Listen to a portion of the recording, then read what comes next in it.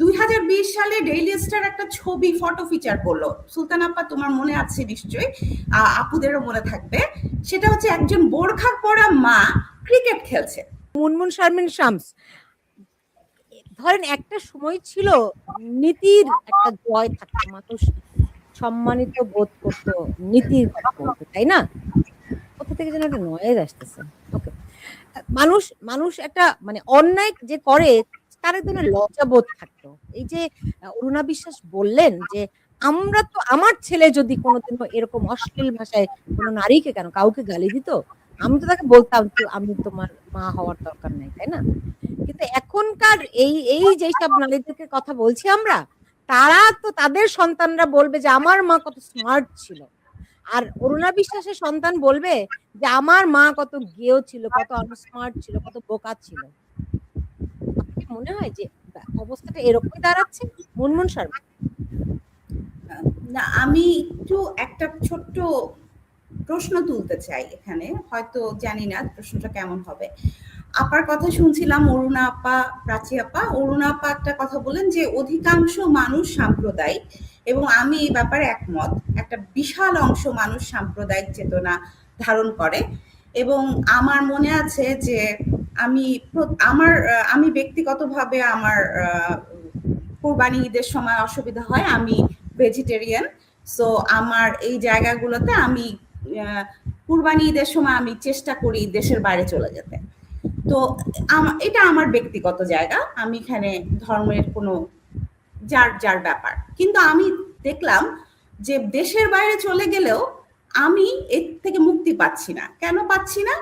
কারণ বড় বড় সেলিব্রিটি, আমাদের ক্রিকেটাররা, তারা একবার আমার মনে আছে মুশফিকুর রহিম একটা বড় জবাই করা রামদা হাতে তার রক্ত মাখা সেটা দিয়ে ছবি তুললেন, এবং আমাদের সেলিব্রিটিরা এইসব ছবি দিতে লাগলেন। এবং এই যে বুলিং এর কালচারটা, আমি যখন আমার মতটা প্রকাশ করছি, হ্যাঁ, তখন আমি মুসলিম, হিন্দু এসব কিন্তু ঊর্ধ্বে চলে গিয়ে আমাকে সবাই মিলে একেবারে শেষ।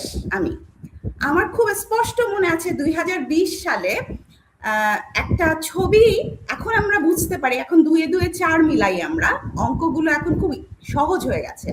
কিন্তু এই যে আপা বলেন আমরা তো বুঝতে পেরেছি, ওরা কেন বোঝেনি? আমরা যখন বুঝতে পেরেছি, তখন আমরা যখন প্রশ্নগুলো তুলেছি, তখন আমাদেরকে চুপ করিয়ে দেওয়া হয়েছে। কিভাবে? 2020 সালে ডেইলি স্টার একটা ছবি ফটো ফিচার করলো, সুলতান আপা তোমার মনে আছে নিশ্চয়ই, আপুদেরও মনে থাকবে। সেটা হচ্ছে একজন বোরখা পরা মা ক্রিকেট খেলছে, বাচ্চাকে ক্রিকেট খেলতে নিয়ে গিয়ে মা খেলছে। খুবই সিম্পল, মা বোরখা পরতেই পারেন, কিন্তু উনি ক্রিকেট খেলছেন, এটাকে ভীষণভাবে মানে গ্লোরিফাই করা হলো। কেন? উনি যেহেতু হিজাবি, উনি যেহেতু বোরখা পরেন, উনি ক্রিকেট খেলছেন, মানে বোরখা পরেও ক্রিকেট খেলা যায়। উনি কিন্তু একটা শখের খেলা খেলছেন, উনি কিন্তু কোনো ক্রিকেটার না। এত গ্লোরিফিকেশনের কারণ কি? তো এত বেশি হাইপ উঠলো, আমি তখন জাস্ট 2 লাইনের একটা পোস্ট লিখলাম যে আমার কাছে হিজাব পরে ক্রিকেট খেলাটাকে গ্লোরিফাই করার কিছু মনে হয় না। আমার কাছে মনে হয় যে সালমা জাহানারা যখন ক্রিকেট খেলে, ওটাকে আমার সবচেয়ে সুন্দর দৃশ্য মনে হয়। জাস্ট 2 বা 3 লাইনের একটা পোস্ট, আমাকে 7 দিনের জন্য অনলাইন থেকে চলে যেতে হয়েছে। 7 দিনের জন্য আমার মেয়েকে পর্যন্ত রেপ করা হবে এই কথা বলা হচ্ছে, আমাকে তো করা হবে। হ্যাঁ, কেন আমি এই কথা বললাম? আমি কিন্তু আমাদের বাংলাদেশের ক্রিকেটার মেয়েদের, তা এখন 2 2 আমরা 4 মিলাচ্ছি। তা আমি আপার কথা ধরে আমার প্রশ্ন যেটা তুলতে চাই, এই যে এতগুলো মানুষ সাম্প্রদায়িক বা এতগুলো মানুষ এরকম মানসিকতার হলো, এই প্রসেসটা কি একবারে হলো? এই প্রসেসটা তো একটা দীর্ঘদিনের মধ্য দিয়ে হয়েছে। আওয়ামী লীগ সরকার 17 বছর ছিল, তার আগে বিএনপি ছিল, তার আগে এই যে একটা বিশাল আমাদের স্বাধীনতার পরে এই যে 52 বছর 53 বছরের এই যে যাত্রাটা, এই যাত্রাটায় তাহলে আমরা এত কোণঠাসা হয়ে গেলাম কেন? আমরা কেন আমাদের কথাগুলো বুঝাতে পারলাম? শারমিন, আমার মনে হয় আপনাকে এই জায়গাটা একটু আমি থামাই। আমরা কেন কোণঠাসা হয়ে গেলাম? আমরা বলতে আমিও এই আমরাদের মধ্যে বিলং করি। হ্যাঁ, আমার কাছে মনে হয় রোকেয়া প্রাচী, এটার উত্তরটা আপনি দিবেন আশা করি। সেটি হচ্ছে গিয়ে আমরা মনে করি, আচ্ছা আমরা যেহেতু একটু শিক্ষিত, সেন্সিবল মনে করি আমরা আর কি, হ্যাঁ? তো সেই জায়গা থেকে এটুকু তো আমরা শিখেছি যে কারো পোশাক নিয়ে কথা বলতে নাই। পোশাক মানুষের ব্যক্তিগত স্বাধীনতা। কেউ হিজাব পড়ুক আর যা খুশি তাই পড়ুক, এটা তার ব্যক্তিগত চয়েস, তাই না? আমরা এটা রেসপেক্ট করি। কিন্তু আপনি দেখুন এই যে শারমিন শামস যে জায়গাটায় প্রশ্ন তুলেছে যে, যে আমরা কেন কোণঠাসা হলাম? এই যে আমাদের এই যে ফিলসফি যে পোশাক মানুষের ব্যক্তিগত পছন্দ, আমরা এটাকে রেসপেক্ট করি, তাই না? কিন্তু ওই যে হিজাবি, ওই যে নেকাবি, ওই যে ধর্মকে পুঁজি করে একটু সামান্য ক্রিকেট ব্যাট নিয়ে ব্যাট ধরেছে তাকে গ্লোরিফাই করি যারা আমরা, আমাদের কি তারা গ্লোরিফাই করে? মানে আমরা এই যে পোশাকের স্বাধীনতা এইটা বলে আমরা তাদেরকে যে রেসপেক্টটা দেই, ওই হিজাবিরা ওরা কি আমাদেরকে কোনো সেই রেসপেক্ট দেয়? বরং তারা তো এসে ক্রমাগত আমাদেরকে নসিহত করে তোমরা তো দোজখে যাবা, রাইট? এই জায়গাটা কি আপনারা কখনো ভাঙার চেষ্টা করেছেন? সুলতানা, অনেক ধন্যবাদ। মুনমুন এবং অরুণাদি যে কথাগুলো বলেছেন, তার সে কথাগুলোর এক একটা প্রেক্ষাপটের কথা।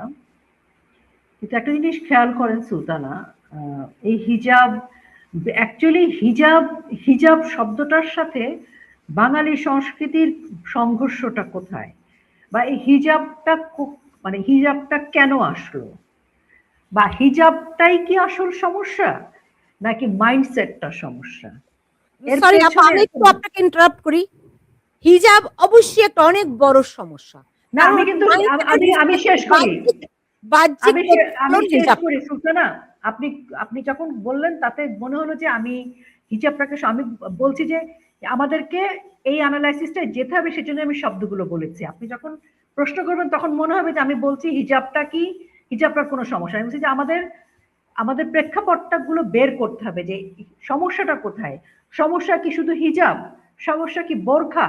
সমস্যা কি আমাদের আধুনিকতা? সমস্যা হিজাবের পেছনের মানুষটা?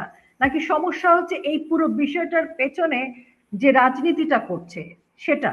এই জায়গায় প্রত্যেকটা জায়গাকে আলাদা করে আমাদের ভেঙে ভেঙে দেখতে হবে। আমরা টুকরো টুকরো করে যখন দেখব তখন আমরা আরো বেশি শক্তিহীন হয়ে পড়ব। আমাদের বাংলাদেশের ফ্যাশন জগতে এই হিজাবটা কেন ঢুকলো? কেন? আমরা তো প্রগতিশীল রাজনীতির মানুষজনই ছিলাম, আমরা তো মুক্তিযুদ্ধের পক্ষের মানুষজনই ছিলাম, আমরা আধুনিক মানুষরাই, আপনি আমি, আমরাই তো ইন্ডাস্ট্রিতে কাজ করেছি। তাহলে হিজাবটা ঢুকলো কোথায়? আমাদের এই যখন যে শিল্পীরা আজকে অ্যাম্বাসেডার হয়েছে, এদের সাথে কাজ করছে, তারা তো হিজাব কখনো পরেনি, বরং তারা আমার আপনার চাইতেও 100 গুণ বেশি প্রগতিশীল, আধুনিক, অতি আধুনিক পোশাক আশাক পরেছে, তাই নয় কি? তাহলে আজকে তারা ওই দলে কেন চলে গেল? বাংলাদেশে কত পার্সেন্ট মানুষ হিজাব পরে, বোরখা পরে? বোরখা কিন্তু আমাদের আগের জেনারেশনের খালা, দাদি, নানিরা কিন্তু পরতেন, কিন্তু সেই পরার মধ্যে রাজনৈতিক মাইন্ডসেট ছিল না। যখন আমার নানি আমাদের বাড়িতে আসতো, দাদি, আমার বাবা, আমরা দেখতাম যে বোরখা পরে আসতো, বোরখাটা খুলে ঘরে এসে, এটা একটা তখন ট্রেডিশনের মতো ছিল গ্রামগঞ্জে। কিন্তু তার বোরখা পরার মধ্যে মানে এখন যে রাজনীতিটা আছে, সাম্প্রদায়িকতা আছে, উগ্রতা আছে, সেটা ছিল না। তাহলে এই মানে হিজাবটাকে দিয়ে উগ্র মৌলবাদকে যারা আনলো, তারা আমাদের সোসাইটিতে শক্তিশালী হলো কি করে? আর আমাদের আধুনিক শিক্ষিকারা, আধুনিক নায়িকারা, আধুনিক গায়িকারা এবং দিদি অনেক সনাতনীরাও এর ভেতরে কি করে ঢুকে গেল, কেমন করে? তাহলে এই যে জায়গাগুলো আমাদের, এগুলো এই আলাদা করে যদি এটাকে ব্যবচ্ছেদ আমরা না করি, তাহলে কিছু মানুষ আবার মনে করবে আমরা 4 জন নারী, 4 জন হিজাবি নারীর মুখোমুখি দাঁড়িয়েছি। সরি, আমি দাঁড়াতে চাই, আমি এটার সঙ্গে একমত। না সুলতানা, কিন্তু আমি এটার সঙ্গে দাঁড়াতে চাই, কারণ আমাকে শেষ করতে না দিলে কথাটা আমি একটু ইন্টারাপ্ট করি, আমি একটু, কারণ না, আপনি ইন্টারাপ্ট করলে হবে না, কারণ আমি যেটা বলতে চাইছি সেটা আমাকে বোঝাতে দিতে হবে। আপনার ক্ষুব্ধতা আছে, আমার নেই, আমারও আছে, কিন্তু আমি আমার কথাটাকে পরিষ্কার করতে চাই দর্শকের সামনে। যেমন আমরা 4 জন, আমি মনে করি, this is my point of view, যে আমি কখনোই মনে করি না আমরা 4 জন নারী আর 4 জন হিজাবি নারী।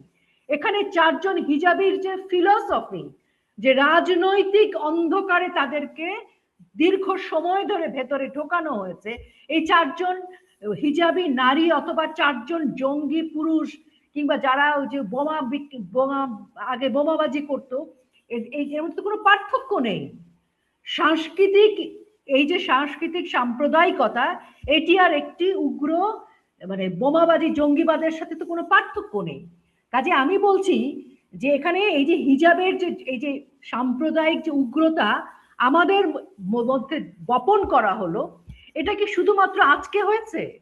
না, আমি ঢাকা বিশ্ববিদ্যালয় ইডেন কলেজে একটা সময় আমি রেগুলার ইডেন কলেজে নবীন বরণে যেতাম। আমি এটা আজ থেকে আরো অনেক বছর আগের কথা বলছি। ইডেন কলেজে এক সময় প্রথমে 4 বেঞ্চ, তারপরে 6 বেঞ্চ, তারপর ধীরে ধীরে সব মেয়েরা হিজাব পরা, এবং একসময় আমি আর ওখানে যেতাম না নবীন বরণে। মানে আমি আলাপ করতাম যে এত হিজাব পরা মেয়েরা কেন। ওদেরকে আমি প্রশ্ন করেছি যে আপনারা হিজাব পরেন কেন? তখন ওদের উত্তর ছিল যে ওরা যেখানে থাকে, যে পরিবার, ওদের ওখানকার সামাজিকতায় না পড়লে ও পড়াশোনা করতে পারবে না। ধীরে ধীরে কিন্তু এভাবে শুরু হয়ে গেল। এই শুরুটা কেন হলো? আমাদের সমাজ ব্যবস্থায়, আমাদের বাংলাদেশের প্রেক্ষাপটে তো এরকম পরিস্থিতি ছিল না, কিন্তু এরকম পরিস্থিতি তৈরি করবার মতো একটা গোষ্ঠী ধীরে ধীরে কাজ করেছে, এবং সেই কাজ করার গোষ্ঠীটাকে আমরা কিন্তু আমি বলতে বাধ্য হচ্ছি, আমরা অনেক সচিব তার স্ত্রীকে দেখেছি হিজাব পরা, আমরা অনেক আর্মি অফিসারের ওয়াইফকে দেখেছি হিজাব পরা, অনেক নেতার ওয়াইফকে দেখেছি হিজাব পরা, আমাদের অনেক প্রগতিশীল বন্ধুর স্ত্রীকে দেখেছি হিজাব পরা, অনেক লম্পট ব্যক্তির স্ত্রীকে দেখেছি হিজাব পরা, 10টা প্রেম করতেছে তার বউ হিজাব পরা, মেয়ে হিজাব পরা। এরকম লম্পট নারীকেও হিজাব করা দেখেন, সেটাও বলেন? হ্যাঁ, সেটা আছে, কিন্তু আমি বলছি কি, আমার কথা হচ্ছে কি, আমরা এখানে যদি শুধু মানে আমাদের তো অ্যানালাইসিসটাও করতে, মানে কি এটা ধীরে ধীরে ঘটেছে, এবং এই ঘটার মধ্য দিয়ে একটা নারী গোষ্ঠী তৈরি হয়েছে। এই নারী গোষ্ঠী হয়তো আপনার আমার বাসায় আসে না, কিন্তু বাংলাদেশের প্রত্যন্ত অঞ্চল থেকে শুরু করে বিভিন্ন জায়গায় কিন্তু একটা নারী তাবলিগি গ্রুপ তৈরি হয়েছে, যারা সাংসারিক বিষয়ে, মেয়েদের চলাফেরার বিষয়ে, দিনের পথে আসতে হবে, তারা কিন্তু মানে প্রত্যেকটা বাড়ি বাড়ি গিয়ে তারা কিন্তু দাওয়াত দেয়, কাজ করেছে। এই যে এই বিষয়গুলো ঘটার পাশাপাশি আমরা কিন্তু এই পয়জনটাকে, ক্যান্সার, এই ভাইরাস, এগুলোকে কিন্তু আমরা কখনো রোধ করিনি, চোখের সামনে কিন্তু এগুলো ঘটেছে। এবং আমরা মনে করেছি কাছে এই মেয়েটি বা এই হিজাব, এরা হয়তো আমাদের মুখোমুখি হবে না, কিন্তু আজকে তারা মুখোমুখি কেন হয়েছে? কারণ আজকে ওদের পেছনের যে অপশক্তিটা, তারা শক্তিশালী হয়ে গেছে, এবং আজকে এই মেয়েরা টুলস হিসেবে, উইপেন হিসেবে আমাদের বিরুদ্ধে কাজ করছে। এই মেয়েগুলো কিন্তু তখনও ছিল, কিন্তু তখন ওরা টুলস ছিল না, তখন ওরা নীরবে একটা বিপ্লব করে গেছে, বাড়ি বাড়ি গেছে।